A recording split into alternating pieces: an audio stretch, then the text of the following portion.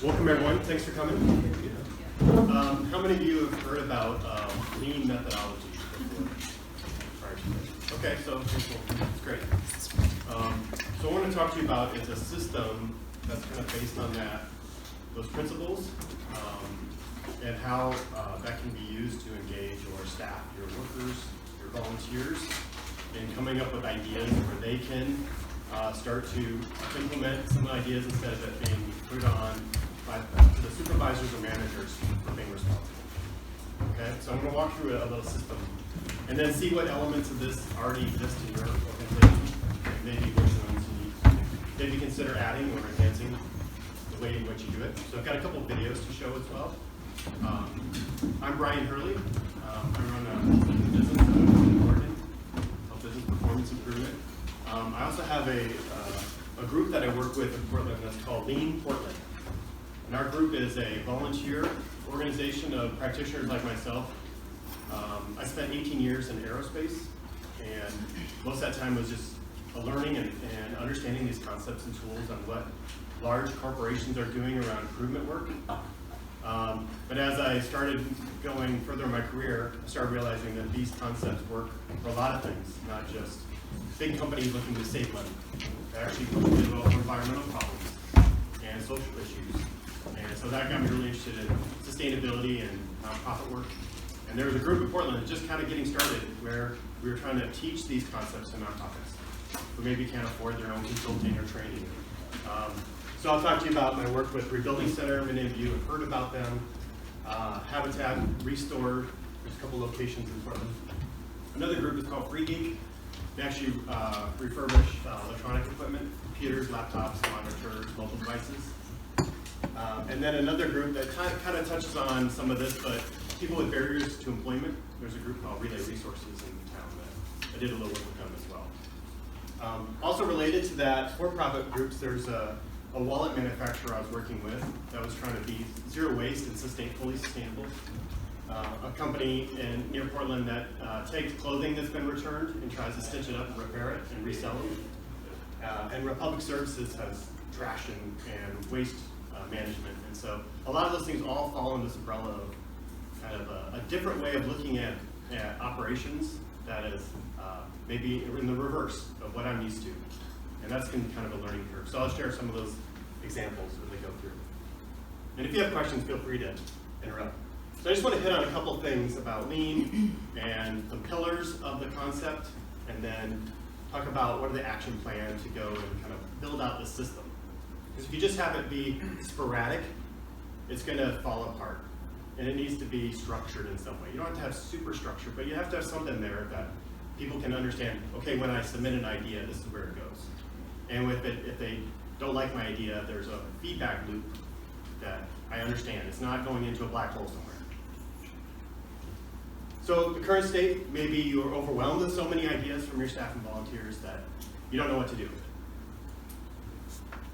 Sometimes that's the problem. Usually it's the other one, is no ideas or not many ideas coming in from your teams.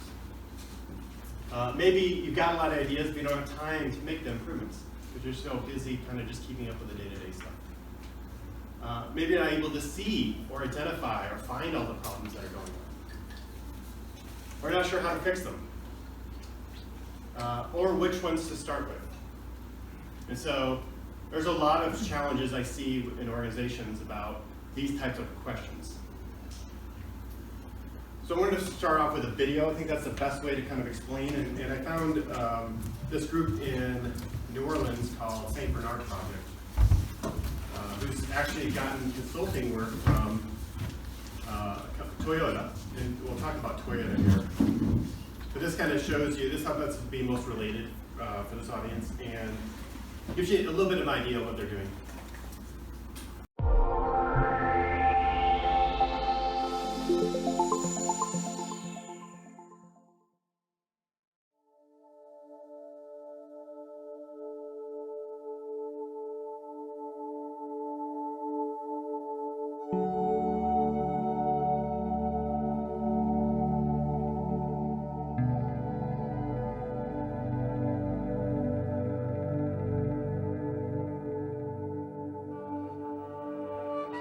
house was destroyed.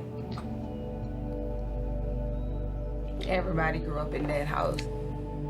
All my sisters and brothers, my 3 children, and my grandchildren. St. Bernard just started rebuilding it. It gives me a lot of hope.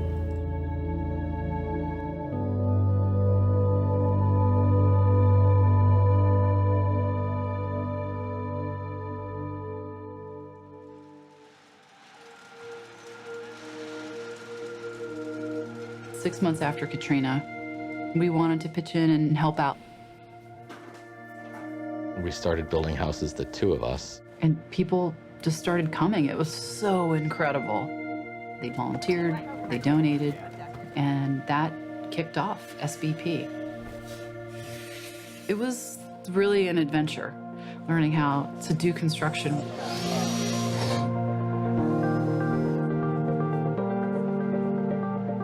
I have family who've lost homes and have never come back from Katrina. We're here to get the city back to what it once was. We had our first AmeriCorps team work with us soon after we opened up.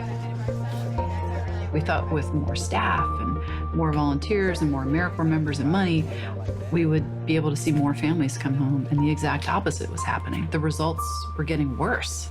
And we knew we needed to work smarter. We just didn't know how. To do that, we had to change, and we were really fortunate to have met Toyota at that point. Over the last 70 years, Toyota's been developing how to create the best production system possible. If we do something well, we want to share. We want to give it back to the community. How many times I've heard, oh, well, that really doesn't apply here. The whole thinking behind the Toyota production system is continuous improvement. And how do we improve the process?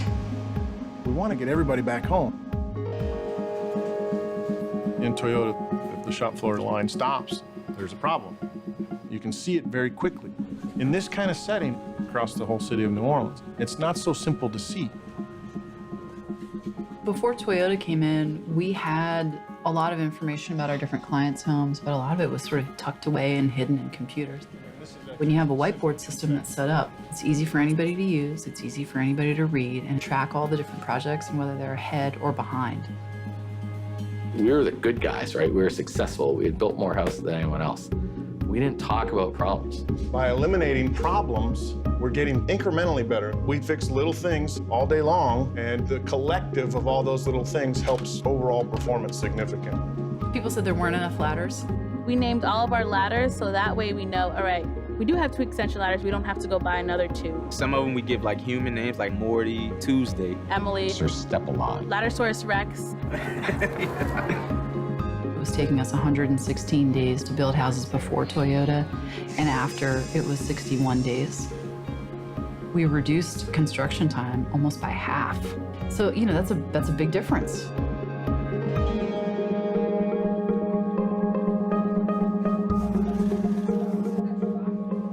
Once you're liberated and you can actually talk about what's not working, and there's a tried and true process to fixing it, then you can really think big.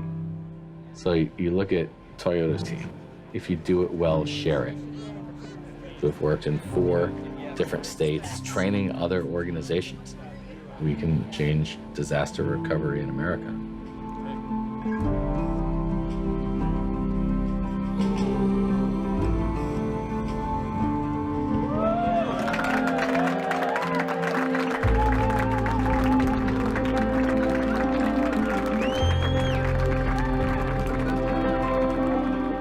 I do have a dream job. To see the impact, you can't see that in metrics. This is how it should be. This is people enjoying their life. I love it. And what we do is help people get back to just being normal and living their lives.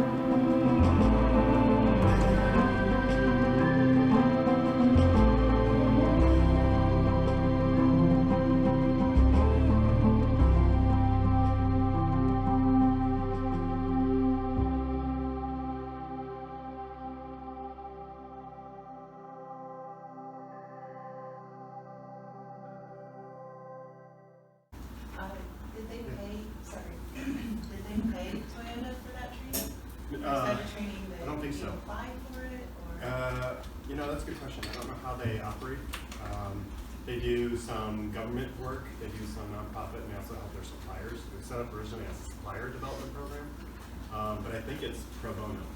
But they usually give them 8 weeks at a time. There's another video I'll show tomorrow in the workshop that gets into more detail of some of the tools. But they'll do 8-week projects and then ongoing. So I know they've worked with them for a couple of years, and so they have to rotate people through. So it's kind of like a development program for the people as well. But yeah, they'll partner with certain organizations. But I think it's pro bono. So it's pretty cool. And I don't work for Toyota. This is they're probably the best known company that is doing process improvement. And the one that's been most successful. They've had a very successful run. They've had their challenges, but they're kind of the model for improving processes. It's kind of like they self-impose a rigor around how they make improvements every day. So one of the things I mentioned in the video was continuous improvement. Every day, people making small improvements. It doesn't have to be dramatic, huge investments in new systems and IT and capital equipment and things like that. It's little things everybody can do to make the process better. But the piece I want to focus on here is the respect for people, which is the other pillar. And that we don't just impose changes onto people, we engage them and bring them into the fold and let them be part of the solution and bring up the ideas so that when we roll out these changes, they're clamoring for these ideas because it was theirs or they were involved in that process. The other piece of that is teamwork. Is that we work together. You can't have isolated improvements that cause problems for someone else or another part of the department or to your customers. Go and see is another concept where you have to go physically with your own set of eyes and look at the problem. You can't decide things in an office room, in a conference room, or in your office. You have to go out and talk to people who are experiencing the problem and say, what's going on? Tell me what's happening here. Show me what's going on here. That shows a level of respect that says, you're the expert, you tell me how things are going. Versus, I'm the manager, I'm the supervisor, I'm going to tell you what you need to do to fix it. Ask why, a lot of questions, not just the symptom level, but really get down into what's the process that broke down. And then focus on that process, not the people. So we're not assigning blame. We assume people are here because they're trying to do a good job. And let's start with that premise. And then if we find out someone is struggling and they're not trying or they're sabotaging the process, that's different. But most of the time, people are here to try to do a good job. It's the processes that are getting in the way, or lack of processes. And working together, not in silos. So again, if I push my work to somebody else, that's not improvement. You just created a bigger problem potentially. So we gotta look at the whole process all the way around. So these are the pieces that I feel like make up a really good improvement and engagement program. So I'm going to run through these at a high level here. First one is a daily huddle. How many of you have some kind of a daily meeting at the beginning of the day to kind of recap? Yeah? A few of you? Okay, great. So I've got another little video to show. This is an example in healthcare, but I think they go through kind of the structure and the simplicity of what they're doing to give you an example of what a good structured, organized huddle would look like. And I think you'll get maybe you'll pick up some pointers if you're already doing it, or maybe you'll get some motivation to try something like this. Okay, so thank you guys for coming to the 5-minute huddle. I promise it will only be 5 minutes. So today is April 30th, and as you can see, our demand for the day is we have 6 DAS and we have 2 patients in emergency, so that's a total of 8 patients. So we'll just maybe go through the board here and go individually through each bay to kind of see where we're at. So bay 1. I have 1 discharge before 2, and then I have another one after 2, and I don't have any concerns whatsoever with either one of those. So I think we'll make time. Perfect. Thanks, Angela. Bay 2. Michelle, would you mind just covering for them? So we have no discharges either before 2 or after 2. So. Okay, perfect. And bay 3, Maddie? I have 4 discharges before 2 and 0 after 2. With the discharges, I just am waiting for some scripts on one of them. And I did talk to the doctor about it, and he'll be coming up later to write the script. Okay. And do you have any problems or anything, Maddie, being that you kind of have some of the bigger discharges here? I do have lots of heavy patients, so if I could get some help with some free bays, that'd be good. Okay, perfect. Thanks, Maddie. And bay 4? Okay, so one discharge before 2 p.m. and then one after 2 p.m. Okay. And everything seems to be good. Great. And bay 5, I know they were a bit heavy too, so Michelle? So just we have one discharge before 2 and one after, and that does not seem to be a problem. We just have to have the doctor come up and write the order. Okay, so as we started off the day with 0 empty beds, and so our discharges before 2, as we add them up here, come to 7. And as you can see, our demand is 8, so we're at -1, so we do need to make one more bed. Is there any of our discharges after 2 that you think we could possibly move before 2? And how can we? I could probably run down and get the script from the doctor from the office. Okay, and so what bay would that be on? Bay? That's Other bay 1 or on my bay. Bay 4.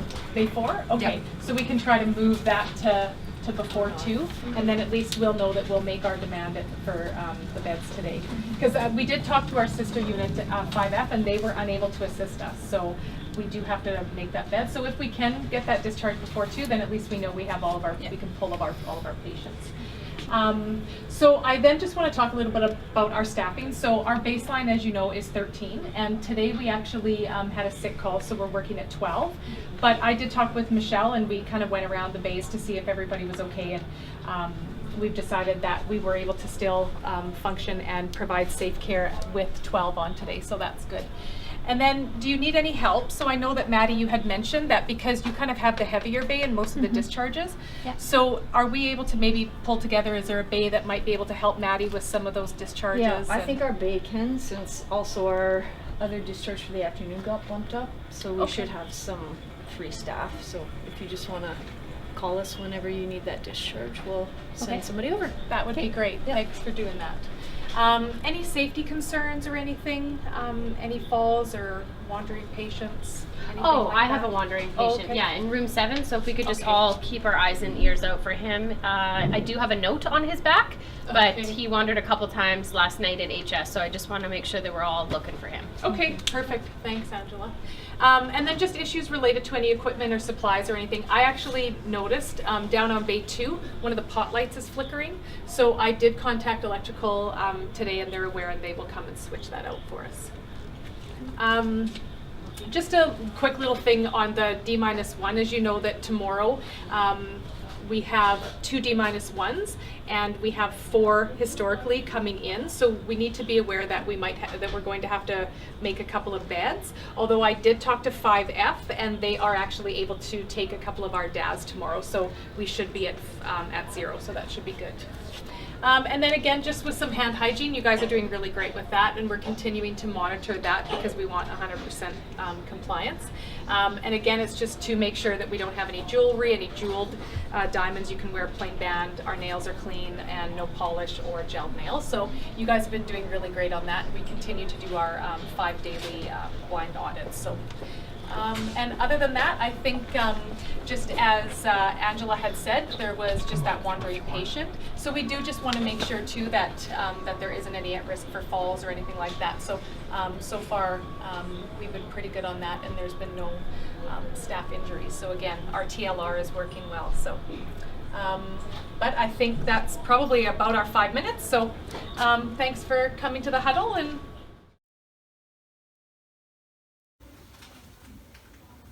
okay, does that look like your huddles? Well organized, smooth, everyone standing, quick? Okay, good.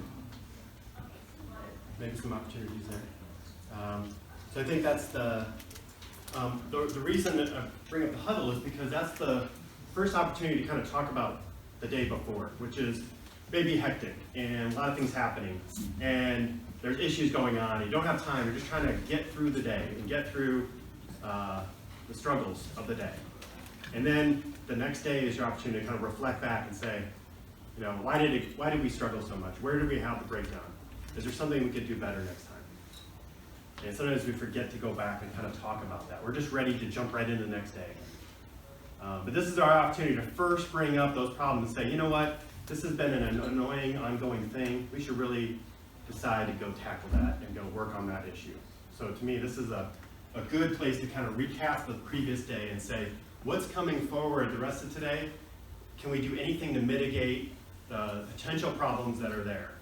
And they were already looking ahead, like we usually get about 8, beds, and we're down 2, so we got to figure out something. We don't want to get caught off guard and be scrambling in the afternoon trying to get these beds ready. So that was starting to get a little more proactive, and that was the other piece of this. So kind of reflecting on the previous day, how to go, but also looking ahead. So that's a good starting point, and that's a first thing I would recommend is having those meetings to kind of get ideas and feedback. Another thing, principle is called and-on, which is how do you alert somebody when there's a problem? And in a lot of the companies that I've worked with or done tours of who do high volume manufacturing, they have light systems, and some of them are audible systems. And so when you hear a certain music playing that says that certain department needs to come help out. And so just by the sound, you can say, oop, that's me. Whatever you're doing, you drop it and you go attend to the frontline worker who is struggling at the time for whatever reason, whether it's too many people in line or whether there's a huge delivery coming in and they're overwhelmed. But what does your alert system look like? How do you signal problems? Maybe it's walkie-talkie, maybe it's phone call, maybe it's cell text. But you should have a system where when you are stuck or need help, how do you quickly escalate that problem and get attention to it? So someone isn't struggling and suffering through there. Could be a flag system. We would use different color flags and then just pop them up. And you could walk by and say, oh, there's a red flag. What's going on? What do you need help with? And the support team would come in and jump in. So it could be lights, it could be audible. This is a cord. Actually, they pull a cord on the vehicle assembly line, and any operator can stop the entire line. When they feel like there's a problem or a concern, they find something that's out of place or in the wrong spot, or there's a defect or an error, they can stop the entire assembly line. And everybody stands and waits. Because what they don't want to do is proceed and create more problems and create a bigger mess later on. So they'd rather stop it frequently than find out at the end of the day that they got a huge mess to deal with. Any questions about and-on system? Does anyone have a system they feel is a pretty good alert system? Or is it just kind of yell out for help? I mean, we use walkie-talkies. Walkie-talkies, yeah, I've seen that pretty commonly used. And that works too. I think maybe just having some, rules or some guidance for people to say it's okay to ask for help, and that's good, and we want to encourage that. We don't want people to be overwhelmed trying to be a superhero when the customer is suffering or waiting too long. So yeah, just making sure it's okay to ask for help, and then having access to having enough walkie-talkies and knowing when they should be escalating and bringing up the need for help. Anybody else? Any other kind of systems? Yeah. We have a bell system when our receiving department runs out of flat carts. Okay. To bring stuff out into the store. So there's literally a doorbell back there that they'll press. Okay. And that alerts our store staff to bring over carts. Yeah, that's a good one.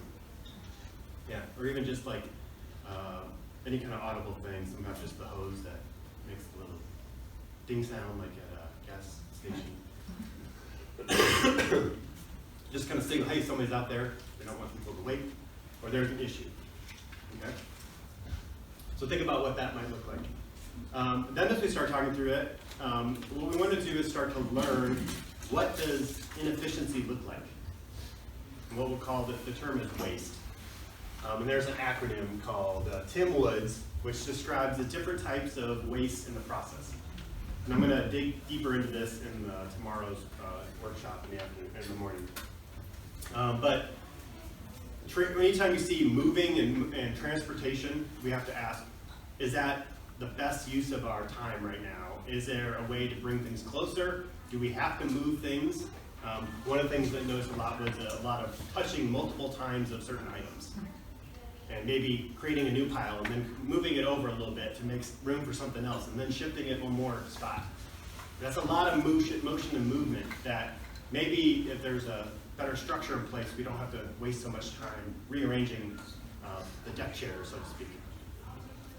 Inventory is an indicator of where problems might be. When you see a backup of supplies, or you see a pile of something, to me, my first thought is there's a problem over there because we're not able to handle that volume, and it's backing up or piling up. So when I look for inventory, I look for potential problems, barriers into the flow, or bottlenecks in the process. Okay, so you see a long line of people waiting to check out, that's a barrier. That's something is missing. We don't have cross-training. We don't have the right staffing for the right time of day. We have people off doing something else instead of working with the customer. We have a backlog of supplies that aren't being dealt with. So inventory is a trigger that something might be going on that we can dig into. Motion, just excessive movement of things.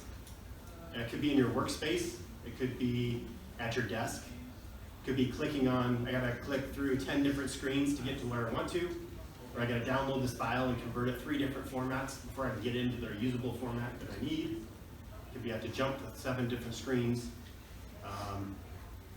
Every time where you're thinking, this is keeping me from getting to the actual task I'm trying to do, then there's an opportunity that motion is in the way. So you just kind of look and say, you know, why am I keep going back and forth to this spot? Why don't I bring things closer to it? Waiting for information, waiting for decisions to be made, waiting for help, waiting for a question to be answered, waiting for someone to come back from their break, waiting for someone to come back from vacation.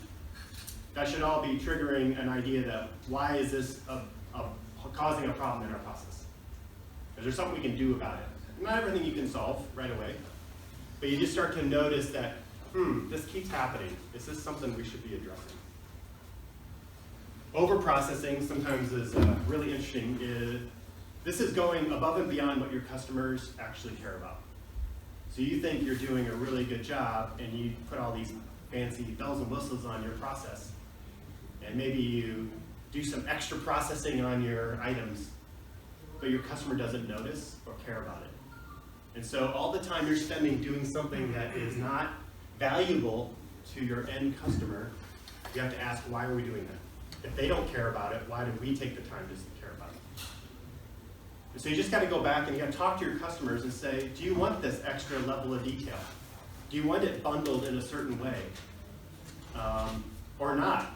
You know, if we're spending an extra 5 minutes per item and you don't care about that extra work that we did, we should stop doing it and free up our time to go do something else that you do care about. Or maybe it's change. Instead of, we're going to stop doing this and we're going to start doing this.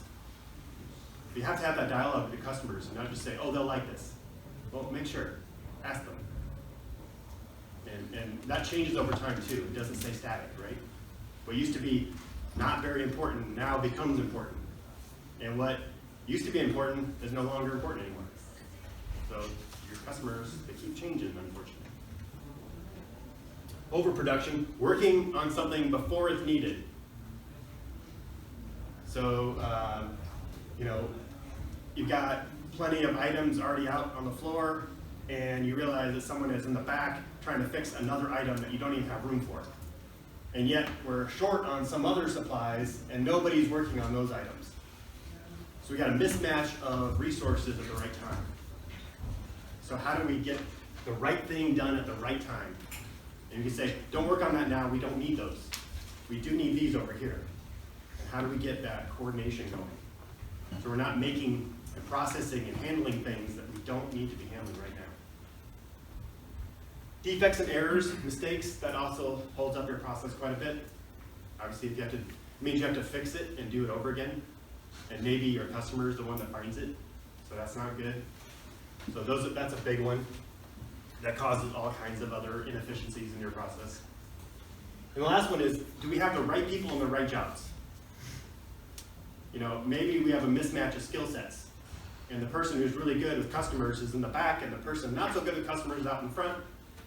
And one person's really good at marketing, but they're not doing marketing work, and someone else is really good on the computer, and they're doing more fixing of items. And maybe that's not the best skill set fit, and maybe they're going to get frustrated and then end up finding other work somewhere else.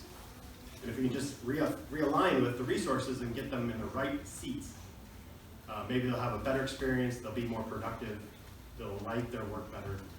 So these are the types of things we're looking for. And training is a big part of that too, I mean, right? So that's Yeah. your training programs. Yeah, and so what is your strategy and plan around training people? And one of the key things for me is having flexible, well-trained people to be able to jump in when the customer ebbs and flows with what they want. You know, unfortunately, you can't control when the donations come in or when the requests come through. But if you have well-trained people with lots of different skill sets, that's very valuable in a lean system because we can put people in the right seats to fulfill that immediate need. You see that at a grocery store as something gets backed up and someone comes out from stocking shelves and they run up and they check out somebody. And that flexibility is really helpful when you have these ups and downs in your customer needs. Talked about this idea around going to the workplace. It's called the gemba in Japanese, and it's go to where the work's actually being done, interact with the people doing the work, and that's where you're going to make improvements and solve problems. And first of all, it's showing respect to say, I understand what you do, I'm seeing what you do. In fact, you should show me the steps you're going through. Because I've heard a lot of people say, you know, my manager or supervisor, they don't really know my job or know what I do exactly. So this is the first attempt to kind of go out there. Once people feel like you understand what they're doing, they're going to be more open to giving ideas and feel more valued. And that's a big barrier for people to make improvements is they got to feel like their ideas are going to be listened to. So you're building trust that I care about you, I care about the work you're doing, and I want to hear the ideas you have. So whenever you're trying to decide on something, think about, I need to go physically go look at it myself. Yeah. I have a funny story. When I go to my production workshop, sometimes I'm like in such a rush, you know, to kind of get through to the task at hand, I forget some of the absolute basics, which is like saying hello to everybody. Yeah. And one time I did this, and one of the guys said something to the supervisor, you know, why doesn't Jesse say hi to me or anything? So now, like, every time I make this big, huge deal, everyone loves it, but I'm like, you know, I go in and like practically hug everybody as I go through the shop. So it means a lot to folks that you actually go in there and say hello and how you doing. Yeah, I mean, I think people get frustrated, even though they love the work, they might enjoy the mission of the organization. It's nice to be recognized and know that, hey, I'm a person and people are paying attention to me, and you know, you can have fun at this too. It doesn't have to be all serious. Another barrier I've seen is not any time dedicated to make improvements. We can have ideas all day long, but if we don't have time carved out to actually make the improvements, when are we going to get these things done? Sometimes it's just the authorization that says you are allowed a certain amount of time in your day to work on improvements. Make your processes better. Make that form simpler. You know, create a training program for the job you do. Make some visuals in the area. Color code that shelf. Whatever the idea is, we need to give people time to actually work on those things and say it's okay. We know that the investment of an hour is going to pay for itself over, you know, every day or every week or every month. We're going to get that money back. And it's an investment in the time. So my suggestion is 10 to 15 minutes a day, or like at least an hour a day, hour a week, of just getting out of the process and working on the process, not buried in the process. Because there's always going to be stuff that needs to be done, but if you're never having time to fix and improve the process, you will always be struggling with that process. And this will build over time as you start realizing, hey, this is working, we're getting some real benefits here. You can even bump that number up. But first, just trying to get the idea that it's okay for you to take time out to make the process better. So you're authorizing that team to make improvements. Does anyone have anything like that? Any time allocated officially? Yeah. Yeah, just recently, my supervisor gave me allocated time because I got lots of paperwork for my position. Okay. And I never had time because I was on the floor. So that we carved out like Thursdays, and I usually come in early that day. Okay. So we carved out Thursdays, I could go get on the computer and do the paperwork side of it. Okay.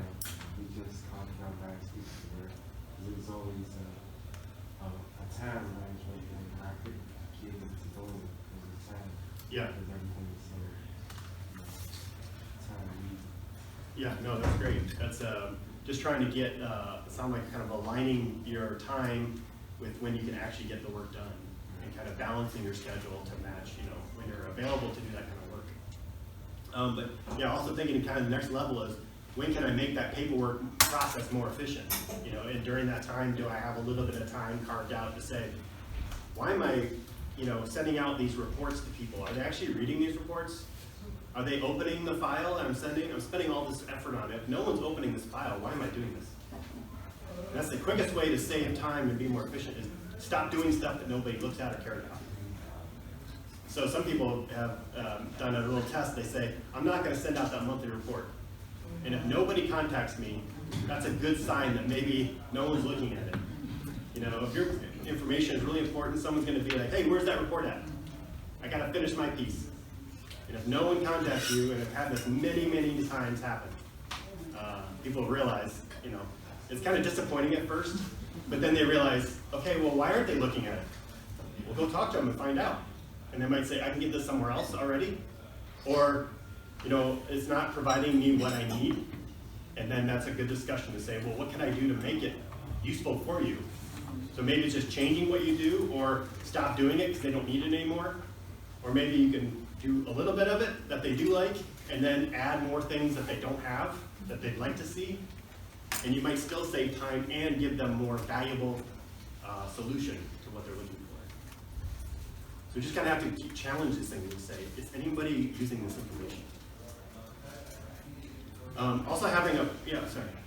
Can we take the time to shut the doors though? Oh, yeah. Sorry. Thank you. Also start to get people in the habit of thinking through what they're improving. This is a common approach called the Plan, Do, Check, Act, or Plan, Do, Check, Adjust. A lot of people jump to this. I'm just going to start doing a bunch of stuff. And we want to take a little bit of step back and say, okay, why are you doing that? What problem are you solving with this action?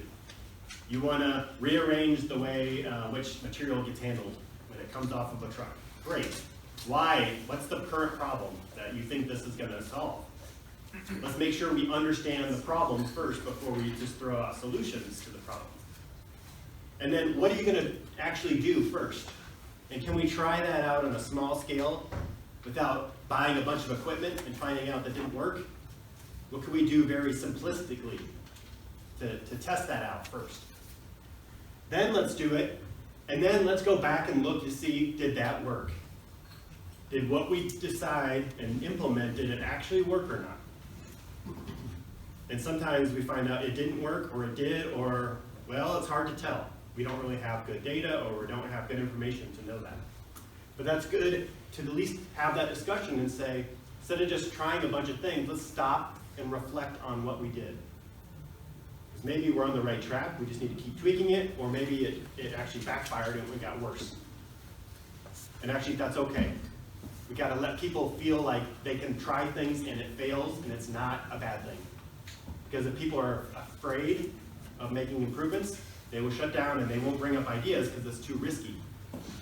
We need to let people feel comfortable with trying things out and failing. That's how we learn. So you got to create this culture where people are okay with bringing forth ideas and trying it, and if it doesn't work out, we learn something. We learn that that doesn't work, at least in the current way that we're doing it. Maybe we need to tweak it a little bit. And then the final piece is adjust. Okay, what did we learn and what do we do next? Do we keep going down this path? Do we try something different? But this is just a simple framework to kind of get people thinking about it instead of just rushing in and just trying a lot of things. Let's think through this a little bit in a more structured way. Not as a barrier, but just as a thought process around how we make improvements. What I see a lot is a lot of do, very little planning, hardly any checking back to see if it actually worked. And then it kind of stops with one idea. And it should be continuous, ongoing improvements over time. The other piece of this is, if you are the manager or supervisor of the area, your role is going to change. If you are the one that gives all the solutions, you will continually be overwhelmed with a bunch of problems, and they're going to expect you to come up with the answers. And for this to work, for this to scale, you have to switch that and say, you're no longer the problem solver. You are the coach. And you're developing a team of problem solvers. You can't have one person in the organization running around making all the improvements.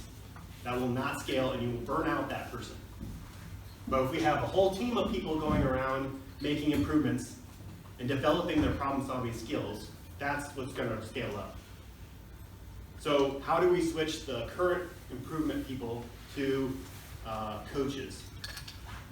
To not say yes or no and be an authority around it, but say, that's a good idea. What could we do to try that out? And what's currently going on here? What's the current problem? So there's a series of questions, and there's a whole training around this methodology, but it's the type of questions to go through. What's your target condition? Where are you at right now with that? You know, we want to have this whole driveway cleared off by the end of each day. We want to have everything put in so we can close the doors. Okay, that's the target. Where are you at today? Well, most days we have 3 or 4 pallets sitting outside.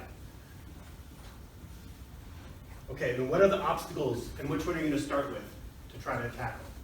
Well, it's these types of items that really are a big barrier. So, okay, what are the type of things you're going to try out? Well, I'm going to try to do this first. Okay, when can I come back and look to see what you did, and let's talk about it? Probably it'll take me the end of this week, so maybe next Monday. Great. Next Monday I'll stop back and we'll look at what you did. There was no, that's a bad idea, that's a great idea. It was just, let me talk you through the questions you need to ask yourself, so that eventually if they get people in the habit of, I know what questions are going to come at me, I'm going to start having answers for these. Because the first time you do this, it's going to be like, I don't know that, I'm not sure. I'm going to get back to you. So you got to switch from solving the problems for people to coaching them on how to solve the problem themselves. And it's going to be a struggle, and it's going to take a little bit of time, but in 6 months or a year, you've got a whole team of people that are able to think through, logically through their problems, and try out ideas. Some will fail, some will go amazingly well. And that's what's going to help build excitement about their job, is I get to control and change my job if I don't like how it's going. Instead of, this is what I'm stuck with, and it's frustrating, and there's nothing I can do about it. That's where people really start to enjoy their work. When they come in the next day and say, I was thinking about this last night, and this is the idea I came up with. I think this is going to work. Now you got an engaged workforce.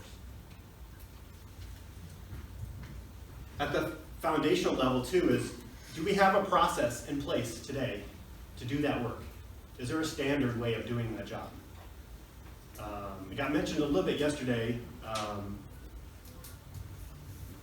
in the UDEBS, I think it was, that program. Said they document a lot of steps on how to do the job. Even though they're getting non-standard materials, they have structure around how they're doing that. And that's the basis for a lot of problem solving is, first, is there a process? And a lot of times the answer is no. It's just something we kind of on the job train, but everyone does it their own way. So the first step is, let's develop a process. And then if we have problems, we come back and say, did we follow the process and it didn't work? Or, which means the process might not be good enough, we need to change the process. Or did we not even follow the process? So at the heart of this is, if you don't have a standard way of doing the work, how can you improve on it? And one of the quotes is, if there's no standard, there's no improvement. Because what are you improving? It's just, there's no structure there. And it doesn't have to be super detailed. It just has to be a standard method. When we do this, when we put things away, this is the order and steps in which we do it. And we train everyone on doing that. And if we find out that's not a very good process, it doesn't work very well, we change it and we train everybody on how the new way we're going to do it. But at the foundation level, just say, is there a process? And if the answer is no, then instead of trying to try to kind of complain about it, let's just make a process and establish one. Even if it's not perfect, it's a starting point for an improvement. Does that make sense? Another thing you can say is, I don't know, how often is this happening? Because I gotta, when we're trying to decide, we're always balancing what is the biggest problem. And sometimes the answer is we don't know. And you can use stuff like this, a check sheet, to capture data about a process. And say, how often is this problem happening where we're missing the signature on the form, or we didn't get the address written down, or the paperwork is not filled out correctly? If the answer is, I don't know, maybe we could do a little tally sheet, and every time that happens, just make a little mark. And at the end of the week, we'll count up all the marks, and the ones with the most problems, that's the problem we'll start with. And then we can look at it and say, 80 problems this week? Holy cow, I had no idea it was that bad. That should be our number 2 issue behind this other problem we're having. But if we don't have data sometimes, it's hard for us to figure out what's most important. So one of the questions you can ask your team is, can you start collecting some data on that so we can judge how bad it is? You say it happens all the time. What does that mean exactly? Let's collect that for a couple days or a week and let's find out for sure. Does that make sense? Yeah. How do I get my employees to collect data? Okay, so are you asked, so they have to know that the data is going to be used for something, right? And so I see a lot of system or data that was set up, but there is no feedback or loop back to say, what'd you get today? What's that data say? So if people, as soon as people feel like nobody's looking at the data, it goes to garbage really quick. Either it stops being done or it gets really messy and inaccurate very quickly. Yeah. The example you showed in that video with the, I guess it was nurses gathered around that huddle board, I mean, they knew there was value to that data because they were going to be discussing it the next morning, right? So, I mean, that's exactly what you're saying. Yeah, so it's the reinforcement that says someone is looking at it because I'm going to get asked about it. And if it's like, yeah, start collecting this information and then no one gets asked about it, they're going to stop collecting it. Because it takes time to collect data. And that takes time away from doing work. So it's got to be important. I feel like it's important information. Yeah. And not only sharing that you're going to follow up on it, but a little bit of the reasoning of why you want it. Like they pay a lot of money for trash disposal for emptying dumpsters, and so I impressed upon one of my employees that I want to empty those less because we spend this much here, and if we didn't do that, we could have money to maybe buy you this, which would help your job. And so I had asked repeatedly for him to kind of not audit the trash, but just every day check and see how much was in there, can we reduce. And once I explained a little bit that, look, there's a real cost, and this is why we want it, and it really made a difference. He did it, it was no problem, and he understood it, and he was behind it. Yeah, the why is really important. Another thing is just trying to figure out ways that it makes it easy for people to collect the data too. So one of the drivers I worked with, I just said, text me the number of bundles you picked up and about the value you think you picked up. And I'll put it in the spreadsheet for you. You just text me at the end of each day. I mean, if that's the easiest for you to collect it, I don't mind doing that part of it. Because it's just a temporary data collection anyways. We're not building a whole system out. So pieces of paper and notepads and stuff like that, that works really well. And if we decide there's value to that data, we can maybe formalize it a little bit more. But initially, just let's try to get something to figure out how big of a problem it is. I'm just going to show this is just a quick video, and this will be in the link, but just how simple to make improvements in one. This guy, Paul Akers, says 2 seconds. Save 2 seconds. That's it. That's the barrier he set for his team, which everyone's like, well, I can figure out how to save myself 2 seconds. And then the key thing, though, is he says, and then share it, what you did. So it's the communication. It's not so much what the improvement was, it's that you're sharing it. And he really likes doing it with video with his team. Because then people will watch the videos, because they're fun to watch. And then they'll get inspired, say, I could do that, or I could do something like that. And so that's what builds the culture around it, and people see the excitement around, oh, did you see what so-and-so did over there in the lumber area? Did you see what so-and-so did at the checkout area? And so it shares and it communicates out what's going on, and then it gets people excited and it builds that culture. Every day we ask our people to make 1 2-second improvement a day. Basically, fix what bugs you. And now I'm going to show you the classic example of what lean really is and how to fix what bugs you. So watch this. These are our recycling cans right here. And every day I walk up to them to put plastic or paper in them. And when I walk up, I grab hold of this lid and look at it. I got to struggle with this. And I got to go over to the side, unclip it, and then open the lid up and it still doesn't come open, and then shut it. It's just a real pain in the butt. So I said, I'm tired of doing that. So yesterday, for my 2-second improvement, I fixed this can right here, and look what happens now. When I open it, there's no struggle. All I did was cut the little latch off the inside of it with our cutters, our flush cut trimmers, and then put it back on and made a little hinge on the back. And look how easy and effortless that is compared to this. So let me show you how I did the improvement. Okay, so here's the inside of the trash can, and there's that nasty little catch that's always on there. And we don't really need the catch on there because it's not outside, it's just inside. And we don't want to leave the lid off because it looks messy with all the garbage always there. So all I have to do is just trim that off. So let's trim it off. So these are our flush cut trimmers, and they're really incredible because they allow you to cut perfectly flush every time. And we're going to use those. Right here, I'm just going to come in here and clip this off. So watch how this is done. I bring them in there. Clip once, clip twice, and now the catch is gone. It's that simple. We'll do the other side and we're done. So now I'm just going to take a little piece of duct tape, and this is going to be the hinge so it doesn't come off. I'm going to put the duct tape right there, nice and even, because everybody loves duct tape.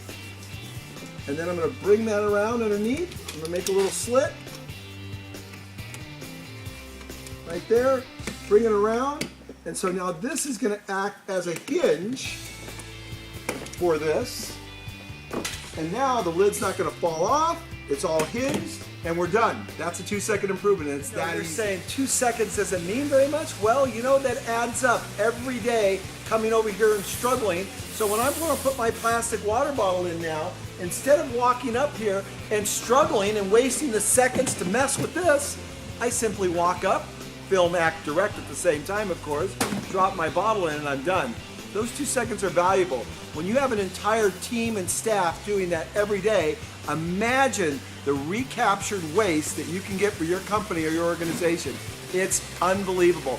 That's why a 2-second improvement is so powerful. So just to recap again, so this book, Getting Home, is the story of that St. Bernard project and their journey through adopting some of these principles around lean. This is a book that I've been compiling together with other resources like myself who kind of worked in industry and now are doing some nonprofit or government work, and how we've gone through that. So there's like 8 chapters in there. All this goes to the nonprofits, but just kind of capturing kind of our thoughts and ideas around how to work with organizations. The main thing though is there are maybe companies local to you that are applying Lean or Six Sigma or other process improvement methodologies that might be interested in having you attend a free class with them, or maybe they come out and would help you with some of your processes. There's local consultants like me that could do some of that work if you reach out to them. There's also colleges and universities with industrial engineering programs that have a lot of these principles in their training material and in their coursework. Or they have Lean programs. So look for some of the local resources and say, hey, I learned about this at a conference.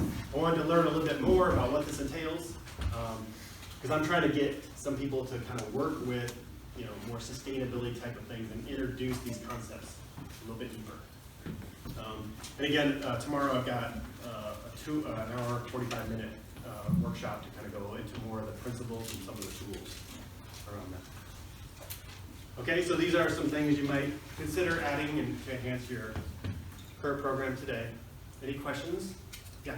I have a question about the daily huddle. We actually do a morning meeting. Okay. Like a 5-minute meeting. Yeah. But there's been an internal debate versus should we break that meeting out into departments and have separate meetings with kind of specialized like that, or have one inclusive meeting for the whole group? Yeah. Definitely by area. I don't know how many people are in an area, but I've seen it both ways. Maybe they'll do a weekly, everybody get together, be on the same page, but each team should have their own area. If you have at least 5 people, I would say you need your own team, probably, so that what's happening in that area is focused. Some of the groups will do an escalation where they'll have each team has a huddle, and then key things that need to be escalated will go up to the next level of management, depending on your organization, and then even all the way up to the top management of the company within an hour or two. It's an escalation process of, within 2 hours, we know about every major issue from each group. And then they can go, and if it gets to them, it means they need to address that issue. It's beyond the team's ability to solve that problem. So they use that as an escalation process too. So that might be something to look at too. Okay? Thank you. Great.